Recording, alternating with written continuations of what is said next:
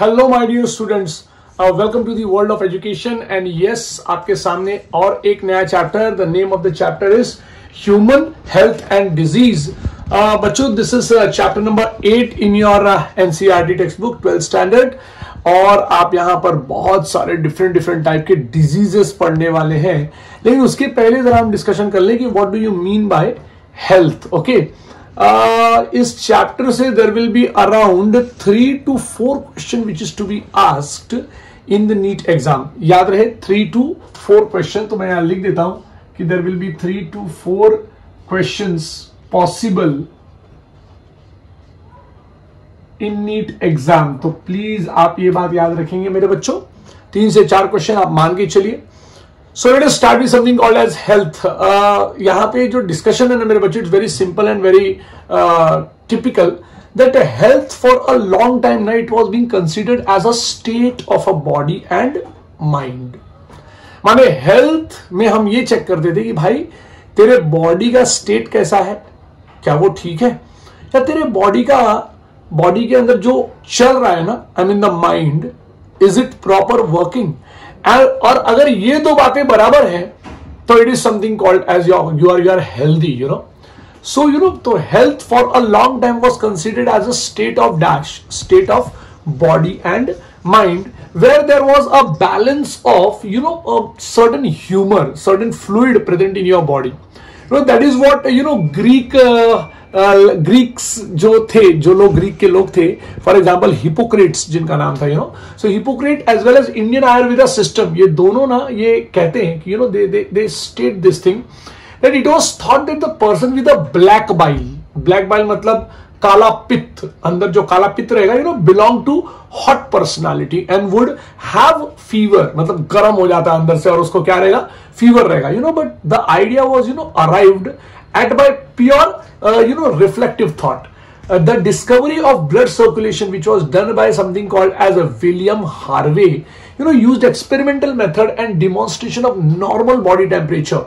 जब ये normal body temperature का डिमॉन्स्ट्रेशन किया गया तो ये देखा गया, आई मीन उन पर्संस में जिनको ब्लैक बाइल था, तो ये डिस्प्रूव कर दिया कि भाई उनका ह्यूमर, उनकी बॉडी का फ्लूइड इज गुड। जब वो ब्लड सर्कुलेटरी सिस्टम डिस्कवर हुआ तो ये पता चला कि the temperature is rising because of some or the other problem, and the person who is having a black bile is basically not healthy. तो ये पॉइंट आपके लिए बहुत इंपॉर्टेंट रह जाता है। इन लेटर ईयर अगर आप देखें तो biology stated that mind influences through neural system and endocrine system. So neural system जब मैं कहता हूं तो it is something called as your brain, your spinal cord which is termed as central nervous system, वहां से उसके बाद निकलेगा peripheral nervous system, autonomic nervous system. तो ये सारे नर्वस सिस्टम है, plus your body also work with respect to endocrine system. My dear, endocrine system बोलूंगा तो मैं there is something called as hormones, अलग अलग टाइप के hormones, right. Our immune system, and that our immune system, maintains our health मेरे बच्चों। ये बहुत इंपॉर्टेंट पॉइंट है। इम्यून सिस्टम जो है ना, रोग प्रतिकारक शक्ति जिसको हम कहते हैं, रोगों से लड़ने का ताकत जिसको हम कहते हैं, it maintains your health. Please आप इस बात को याद रखना कि it is the immune system which maintains your health, या मैं कहूंगा it is the immune system which maintains our health. So mind and mental state can affect our health my dear. Of course health is affected by certain things मेरे बच्चों। सबसे पहले health affect होता है genetic disorders से। तो आप बोलोगे सर, तो बेसिकली आप हेल्थ का मतलब क्या कहना चाहते हैं? According to World Health Organization 1948, health is defined as complete physical, माने तू फिजिकली फिट रहना है आपको। नेक्स्ट, मेंटल, मतलब यहां पे physical, mental and social well-being. So health is a state of complete क्या, physical, mental and social well-being। उसके बाद कहते हैं not merely an absence of disease or infirmity, माने disease और infirmity ही ठीक रखने से आप healthy नहीं हो जाएंगे। Try to understand what I'm telling, my dear. Disease and infirmity, disease माने when body is not comfortable. So disease का definition है कि dis-ease मतलब not comfortable. So whenever a body is not comfortable और वहां पर होती है डिजीज, राइट। सो डिजीज और इंफॉर्मिटी माने कुछ बॉडी में प्रॉब्लम, से ही आप हेल्दी नहीं रहेंगे, ऐसा नहीं है। यू नो, अगर आपको हेल्दी बनना है तो आपको डिजीज नहीं होना चाहिए, इंफॉर्मिटी नहीं होना चाहिए, आपको something called as physically level पे कोई प्रॉब्लम नहीं होना चाहिए, मेंटल लेवल पे आपको कुछ प्रॉब्लम नहीं होना चाहिए, और सोशल लेवल पे भी आपको कुछ प्रॉब्लम नहीं होना चाहिए। So according to World Health Organization 1948, health is a complete physical, mental and social well-being and not merely an absence of disease or infirmity. So these are basically three dimensions, my dear. ये तीन dimensions है, physical एक dimension है, mental एक dimension है, social एक dimension है, और चौथा डायमेंशन जो अभी रिसेंटली आया है, it is something called as what, it is something called as spiritual. लेकिन बेसिकली आपकी बुक में नहीं है तो आपको इसको नहीं पढ़ना है, बट बेसिकली 4 डायमेंशंस पे आपका हेल्थ जो है वो वर्कआउट करता है। हम इस टेक्स्ट बुक में 3 डायमेंशंस पे काम करेंगे, 3 डायमेंशंस को पढ़ने की कोशिश करेंगे। So of course your health is affected by what. सबसे पहला पॉइंट आता है genetic disorders, Klinefelter syndrome, Turner's syndrome, no doubt they are basically chromosomal aberrations. Genes के लेवल पे देखेंगे तो sickle cell anaemia, right? So these are the type of disorders, colour blindness, haemophilia, you know, these are the type of disorders which can lead to deficiencies in what, in child. And child is born, मेरे बच्चे जब child born होता है तो उसी में ये problem हो जाती है, और ये डेफिशिएंसी या defects, you know, which child inherits from parent to I mean, no doubt it is from parent to the offspring, so but child inherits from parent from birth only, माने birth से ही क्या हो जाता है, यहाँ पे ये प्रॉब्लम्स शुरू हो जाते हैं मेरे बच्चों। so that is what is genetic disorder, और इसका बहुत ही ज्यादा इफेक्ट पड़ता है बच्चों पे। so आपको इस बात का ध्यान रखना है। मेडिकल में इसके बहुत सारे टर्मिनोलॉजीज, मेडिकल में इसके बहुत सारे जो है वो यू नो यूजेस, मतलब अगर आप डिसीज जान जाए तो आपके लिए बहुत ज्यादा काम में आएगा। Will be studying large number of diseases in this topic, okay. Next is something called as infection. अभी आप आजकल जान ही रहे होंगे कोरोना वायरस का इतना ज्यादा इन्फेक्शन है। My dear, it is the type of infection जो आपके हेल्थ को खराब कर देता है। देखिए ना, आप फिजिकली एकदम लूज हो जाते हैं, मेंटली डिस्टर्ब्ड हो जाते हैं, सोशली आप कट हो जाते हैं। It's a social distancing which comes in a picture, right? So आपको ये बात ध्यान रखनी है। So infection plays you know very very very, you know, I can say it's a very bad role. I mean, infection होने के बाद it creates a large amount of havoc. Basically इस टाइप के वायरल इन्फेक्शंस अगर आप देखें तो it is a big problem.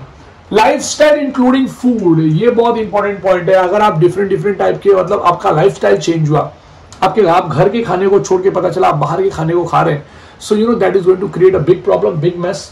तो lifestyle including food and water we take. अगर आप टाइम से फूड नहीं खाएंगे, आप टाइम से खाना नहीं खाएंगे, आप टाइम से पानी नहीं पिएंगे, तो you know you can suffer from certain disorders like kidney disorders, my dear.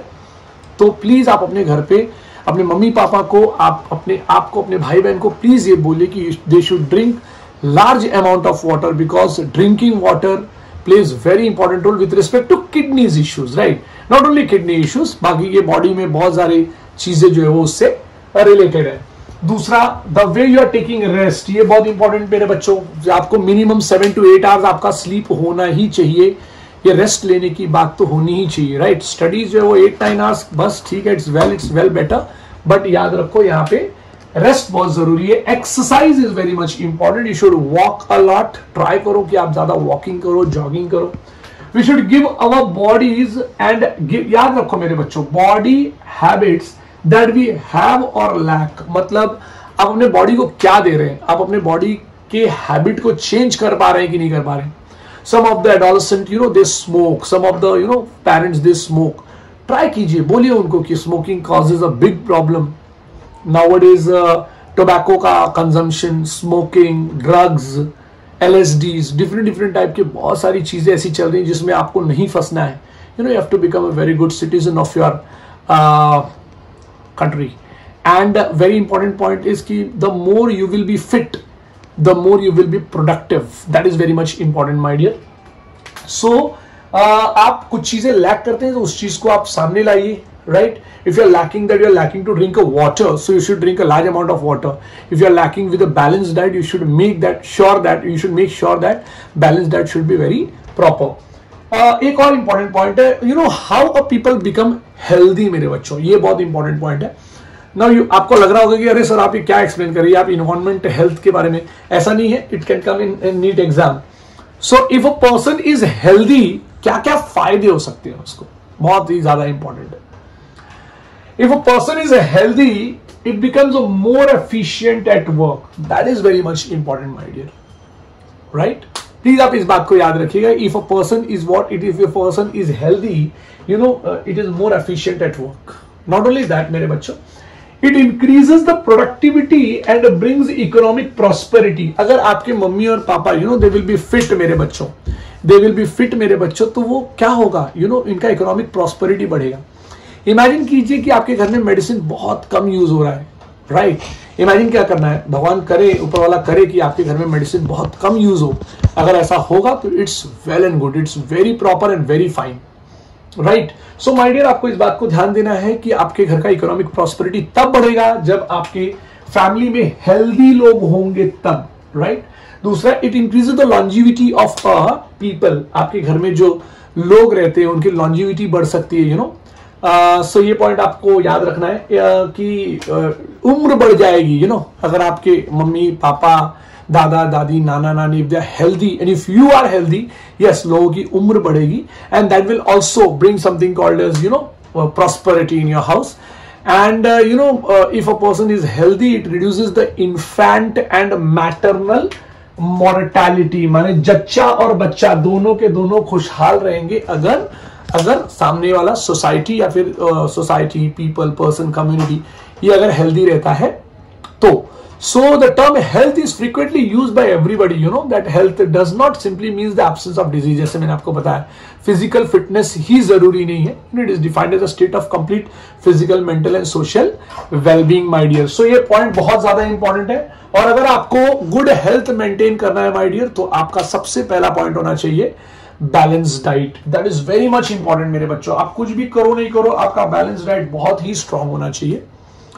Personal hygiene, that is the biggest important point I can say मेरे बच्चों। Brush your teeth 2 times 3 times आपको सिखाया जाता था। You should take bath 2 to 3 times, you should keep your body clean, right. तो ये personal hygiene आपको बहुत ज्यादा ध्यान देना है। Regular exercise, you know these are the very important points to maintain good health. You know, yoga has been practiced, you know, since time immemorial to achieve physical and mental health। आप योगा कीजिए, योगा करेंगे तो आपका physical और mental health बहुत ज्यादा strong हो जाएगा। अवेयरनेस बहुत इंपॉर्टेंट है, that is what we are doing, that is what government is doing my dear. They are awaring you, भाई मास्क लगा लो, मास्क लगा के चलो, डबल मास्क लगा लो, सैनिटाइजर्स यूज करो। Why they are telling you, this is what is awareness. Phone करो तो पहले जो है वो 1 मिनट, वो 30 सेकेंड जो है वो आप ये सुनते हैं कि मास्क लगाइए, ये कीजिए, कोरोना से बचिए, you know. These all things are what? They are awareness about disease and their effect on different bodily functions.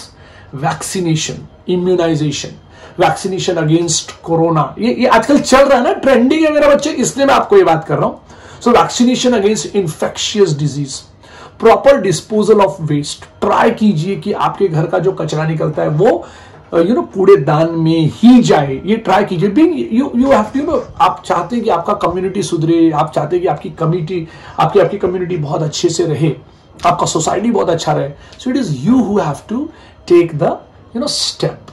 So vaccination कराना जरूरी है, बॉडी फंक्शंस देखना जरूरी है, infection, proper disposal of waste होना जरूरी है, कंट्रोल ऑफ वेक्टर बहुत ही ज्यादा important. You know what do you mean by vector my dear? For example mosquitoes, Aedes aegypticus, right.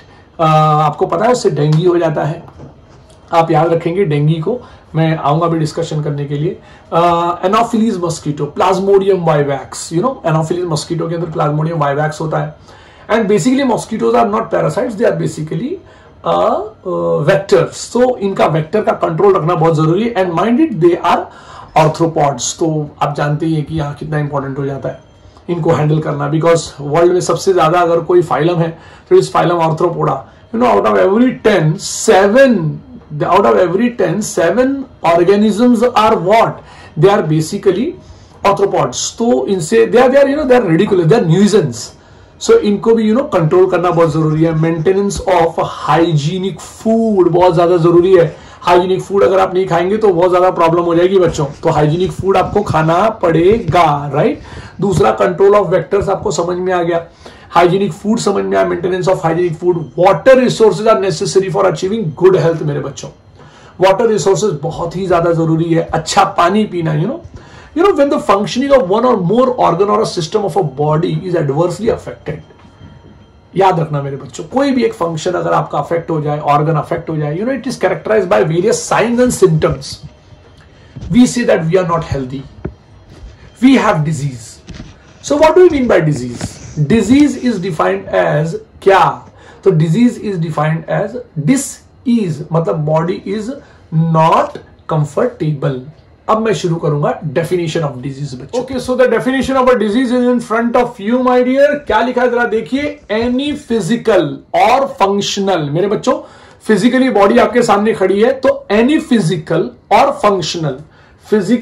Functional change हुआ, ठीक है, आपकी बॉडी में डिस्कंफर्ट हो रहा है, फिजियोलॉजिकल डिस्कंफर्ट हो रहा है, या कोई फंक्शनल चेंज हो रहा है, या इमेजिन कीजिए आप ज्यादा सांस नहीं ले पा रहे, राइट, उस समय आपको डिजीज है, you are unhealthy, right, you are getting uncomfortable because of that. So any physical or functional change from the normal state, बहुत important point है, from the normal state usually causing discomfort मेरे बच्चों। So usually causing क्या?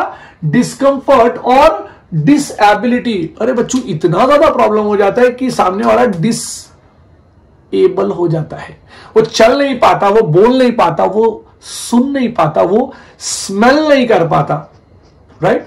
Corona का infection हुआ था तो the peoples are they are suffering from loss of smell, loss of taste, right. So यहां पर आप क्या देख रहे हैं, any physical or functional change from the normal state usually causing discomfort हो जाता है बॉडी, और डिसेबिलिटी, और विच इंपेयर्स द हेल्थ, आपका हेल्थ डिटीरियोरेट होता चला जाएगा मेरे बच्चों, which impairs the health of a living organism may be termed as what?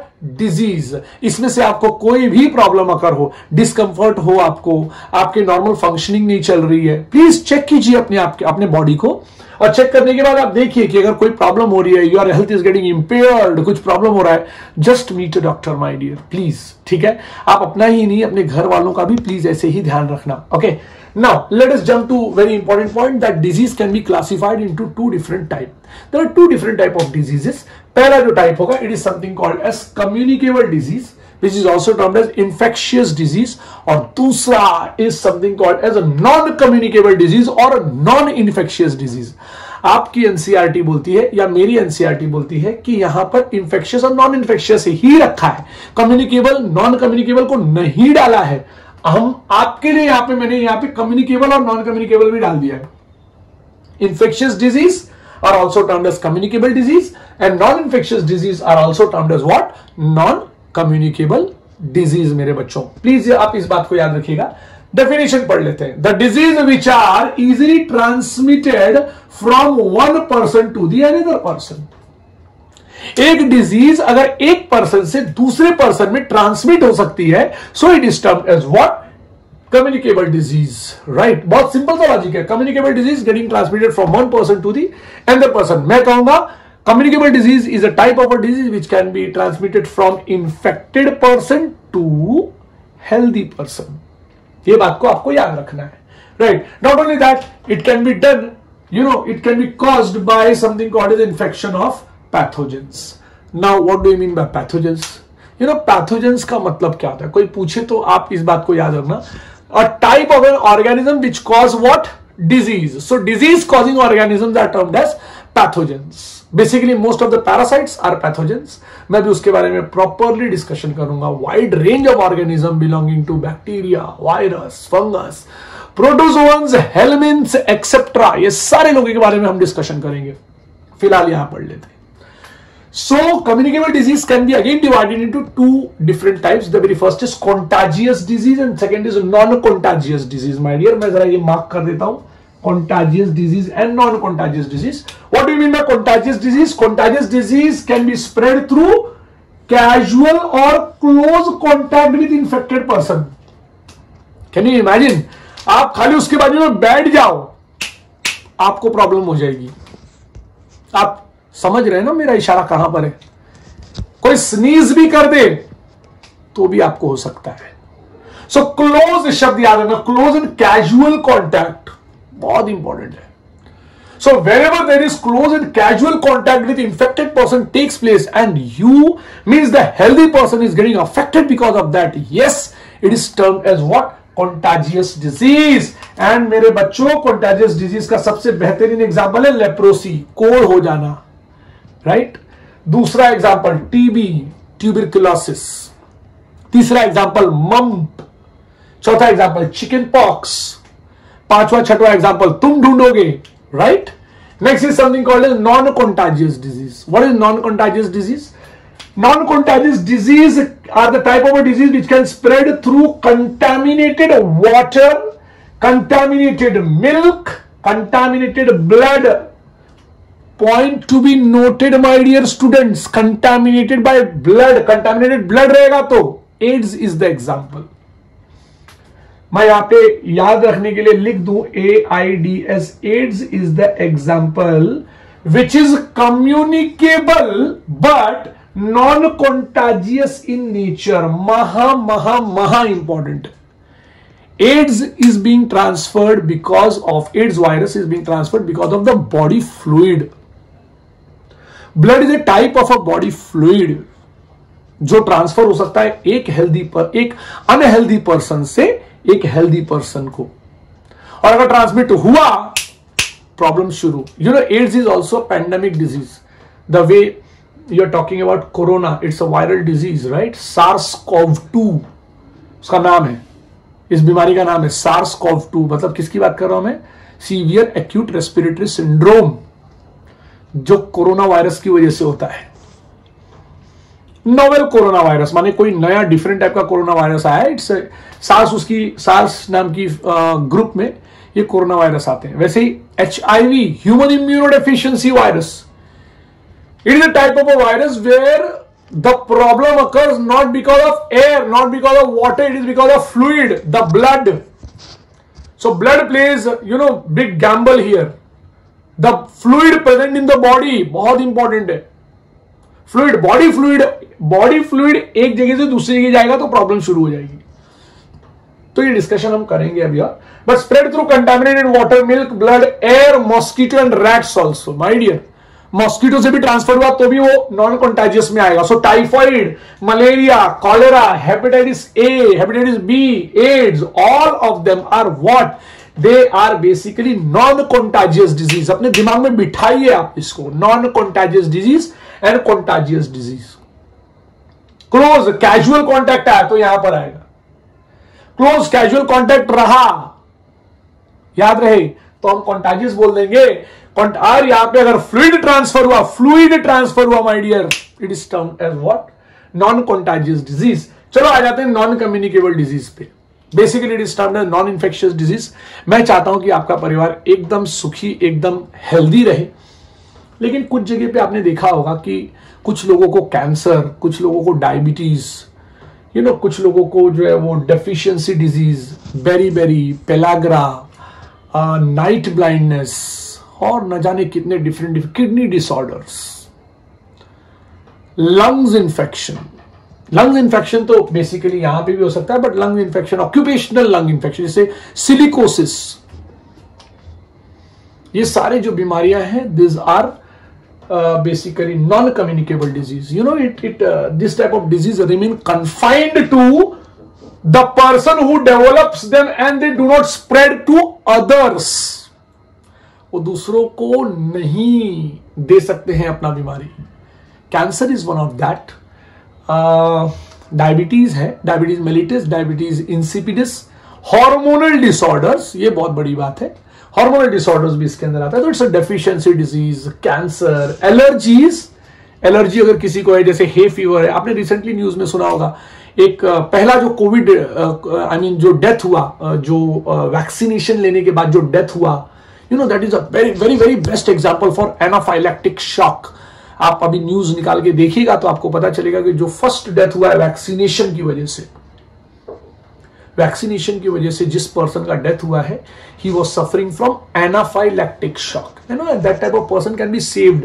You know, आपको कभी कभी वो वैक्सीनेशन जब आपके मम्मी पापा या दादा दादी का हुआ रहेगा ना अभी, तो आपको पता चला होगा कि they would have told to sit for 30 minutes to check whether that allergic issue तो नहीं है उनके अंदर, वो चेक करने के लिए वहां पर रखा गया था। एनीवेज, अब हम लोग कुछ और भी इंपॉर्टेंट फैक्टर पढ़ेंगे, जैसे नॉन इन्फेक्शियस डिजीज में cancer is a major cause of a death. Drug and alcohol abuse also affects our health adversely, my dear. So now what we are going to start is something called as common disease in humans, a wide range of organism, बहुत ज्यादा important मेरे बच्चों, a wide range of organism belonging to bacteria, virus, fungus. एक काम करता हूं, मैं थोड़ा सा लिख भी देता हूं यहाँ पे आपको, ताकि आपको समझ में आएगा कि जब मैं वाइड रेंज कहता हूं तो किसका किसका नाम आएगा। यू नो, ये सारे लोग जो लोग हमको परेशान कर देते हैं, हमको डिजीज कॉज करते हैं, मैं बेसिकली अभी कम्युनिकेबल डिजीज का डिस्कशन कर रहा हूं बच्चों, प्लीज आप याद रखना। It is now we are going to discuss about communicable disease, और उस कम्युनिकेबल डिजीज में आपको दोनों मिल जाएगा मेरे बच्चों, इन्फेक्शियस और नॉन इन्फेक्शियस दोनों मिल जाएगा। सो हम जरा इसका डिस्कशन कर लेते हैं, थोड़ा फ्रूटफुल डिस्कशन करते हैं, ठीक है।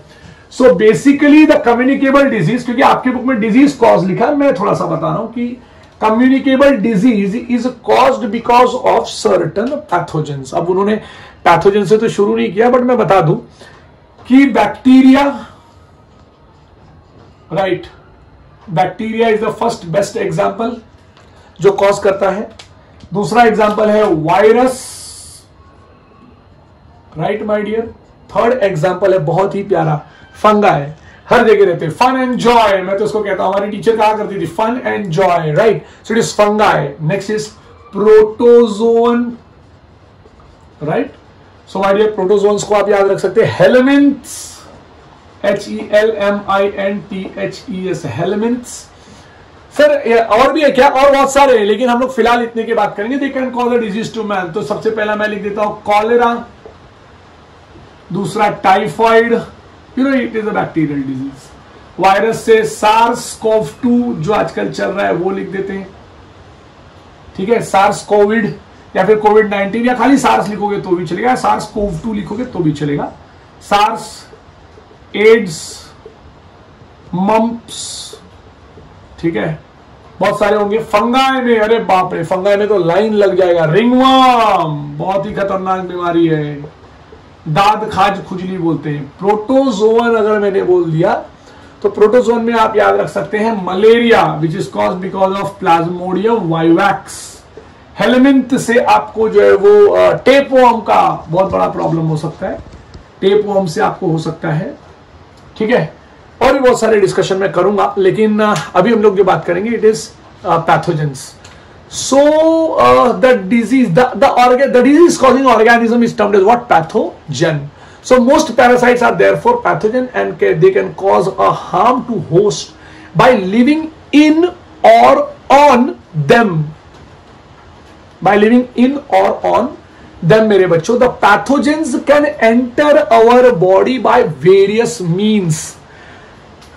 It could be air, it could be water, it could be food, it could be fluid. किसी भी तरीके से they can enter in your body, and you know they can multiply and they can interfere in your normal vital activities, which result in morphological and functional damage. Lungs damage हुआ था, functional damage. Covid में lungs damage हो गया, functional damage. कैंसर में tissues damage हुई, functional damage. Right, skin disorder हुआ, morphological damage. So pathogen have to adapt to life within the environment of the host. आप हो होस्ट उसके, या मैं हो जाऊंगा host. For example, the pathogen that enters to the gut, gut माने intestine, must know a way of surviving in a stomach at low pH. Stomach का pH 1 to 2 रहता है, तो वो भी हैंडल करने आना चाहिए। They are resistant to various different type of digestive enzymes. Example is tapeworm, example is Ascaris, ascariasis लिख सकता हूं मैं यहाँ पे। टेपवर्म तो हमने लिखा ही है, यहाँ पे आप एस्करियासिस लिख सकते हो। बहुत जबरदस्त, बहुत गंदा बीमारी, आई कैन से यू एस्करियासिस लिख सकते हो। So few representative members that are of different group, you know, of pathogenic organisms, you know, will be discussed here along with the disease caused by them. So preventative and control measures against the disease in general is also briefly described in this entire episode, I can say. The very first disease which we are going to deal is something called as typhoid. Typhoid जैसे ही मैं कहूं, typhoid is caused because of Salmonella.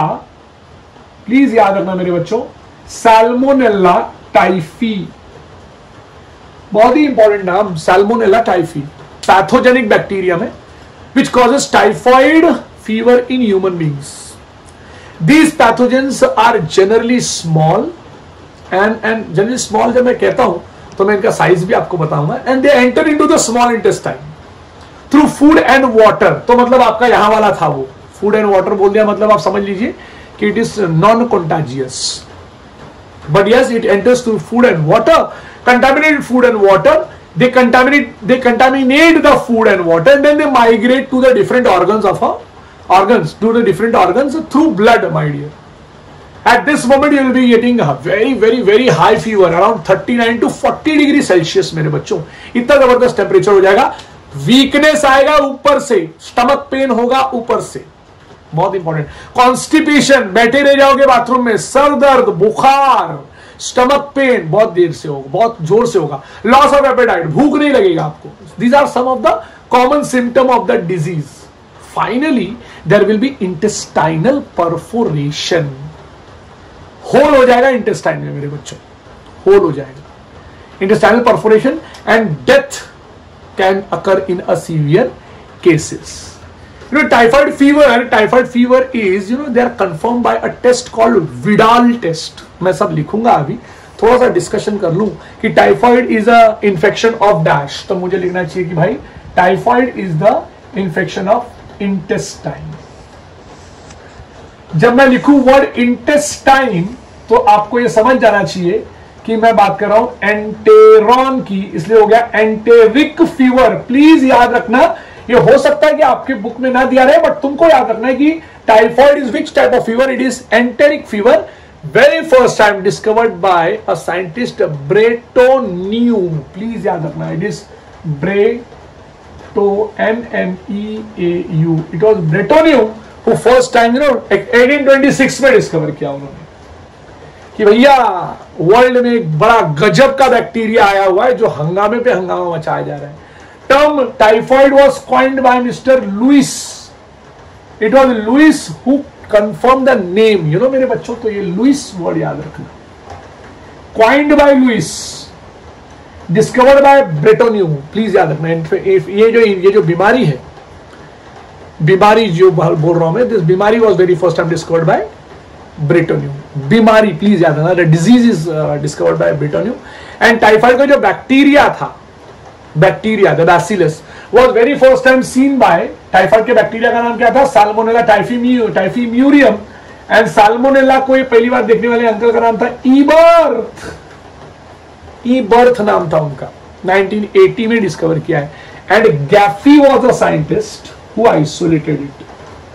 बड़ा नाम चलता है भाई Eberth का, 1980. And Gaffky was a scientist who isolated it. जानबूझ के ये सब वर्ड्स डाल रहा हूं, प्लीज याद रखना.